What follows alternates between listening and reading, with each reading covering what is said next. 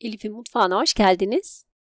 Bugün sizlerle Hatay'ımızın meşhur ve vazgeçilmez lezzetlerinden biri olan lokum gibi kıvamıyla patatesli köfte ve Arap kebabı tarifini paylaşmak istiyorum.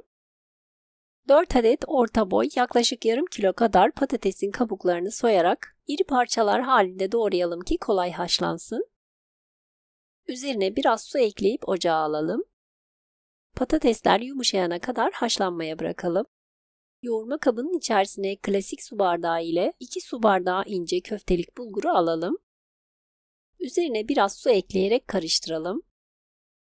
Hatay'da bulguru ıslatmadan direkt yoğururlar ama ben bu şekilde ıslatarak yoğuruyorum ki bu şekilde yoğurması daha kolay oluyor. Ama sizler isterseniz ıslatmadan da yoğurabilirsiniz.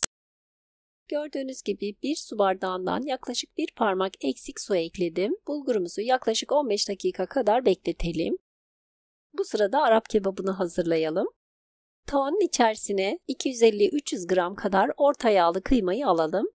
Üzerine çeyrek çay bardağı kadar su ekleyip kıymanın rengi dönene kadar kıymayı ezerek karıştıralım.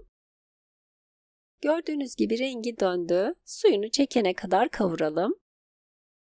Daha sonra üzerine çeyrek çay bardağı kadar sıvı yağ ekleyelim. Seviyorsanız sıvı yağ yerine zeytinyağı da kullanabilirsiniz. 2 adet orta boy kuru soğanı yarım ay şeklinde doğrayıp üzerine ekleyelim. 2 adet küçük boy sivri biberi de yine doğrayıp ekledim. Soğan ve biberler hafifçe yumuşayana kadar orta ateşte kavuralım. Daha sonra üzerine 1 tatlı kaşığı kadar tuz, yarım çay kaşığı kadar karabiber ekledim. Kavurmaya devam edelim. 2 adet orta boy domatesin kabuklarını soyarak küçük küpler halinde doğrayıp ekleyelim. Güzelce karıştırarak kapağını kapatalım. Kısık ateşte ara ara karıştırarak domates suyunu çekene kadar yaklaşık 10-15 dakika pişmeye bırakalım. Arap kebabımız pişerken köftemizi yoğuralım.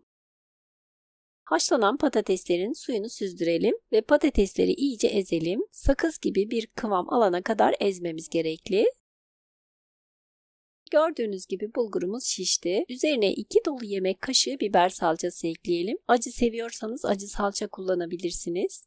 1 dolu yemek kaşığı domates salçası ve 1 adet küçük boy kuru soğanı olabildiğince minik şekilde doğrayıp ekleyelim. 1 dolu çay kaşığı kimyon ve 1 tatlı kaşığı kadar tuz ekledim. Hatay'da reyhan da eklenir. Sizler seviyorsanız 1 tatlı kaşığı kadar reyhan ekleyebilirsiniz. Ben eklemedim. Bir kasenin içerisine su alalım. Elimizi ara ara bu suya batırarak köftemizi yoğuralım. Öncelikle soğan ve salçayı biraz ovalayarak karıştıralım. Ve daha sonra köftemizi iyice yoğuralım. Bulgurun çok iyi yoğrulması çok önemli. Yaklaşık 8-10 dakika kadar yoğurdum. Köftemizin lokum gibi olması için köftemizi iyice yoğurmaya özen gösterelim. Dediğim gibi elimizi ara ara suya batırarak yoğurma işlemine devam edelim. Gördüğünüz gibi bu kıvama geldiğinde ezilmiş patatesi ekleyelim.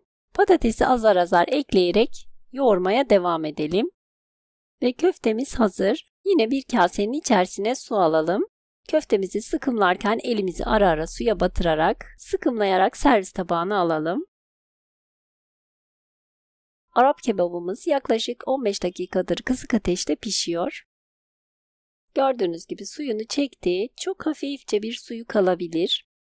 Arap kebabını ocaktan alalım. Servis tabağının orta kısmına dökelim.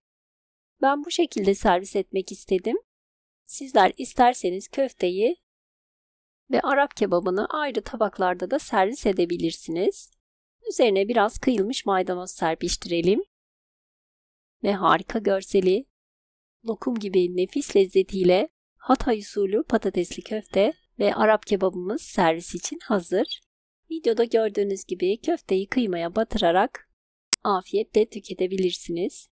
Eminim ki sizler de denediğinizde çok beğeneceksiniz. Videomu buraya kadar izleyip beğendiyseniz beğeni, yorum ve paylaşımlarınızla bana destek olabilirsiniz. İlginiz için ve özellikle videomu sonuna kadar izlediğiniz için teşekkürler.